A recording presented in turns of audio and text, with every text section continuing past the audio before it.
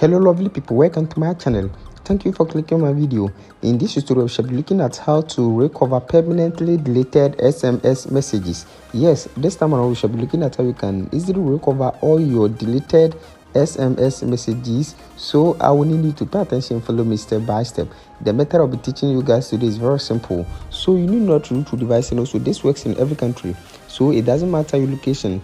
Now before we start, if today happens to be your first time on this channel, just subscribe and also turn on the notification icon and be part of this wonderful family, so that anytime I upload a new video, you might be the first person to watch it.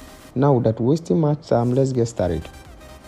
Now in the first place, all you need to do is to just open your messages and then delete the messages over here. So just delete your messages. Now once you have deleted your messages, all you need to do is to just open your settings over here.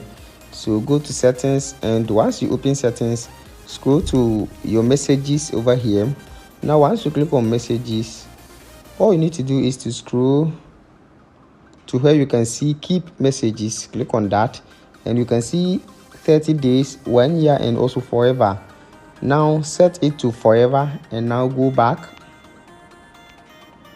Now once you are done with this, open your Play Store or your App Store.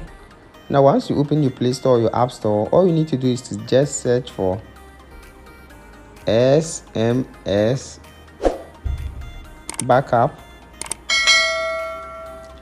Now once you search for SMS backup plus, you can see this application over here. Now if you're already having it but not updated, you need to make sure it is updated to the latest version. So just go ahead and then open this particular application over here. Now once you open, click on allow and then click on PDF. Now click on restore. So you can see restore over here. Just click on restore, and you can also purchase some of their packages over here. So click on restore and you can restore your deleted messages. I hope this video is very helpful. Thanks for watching, and also subscribe for more tech videos.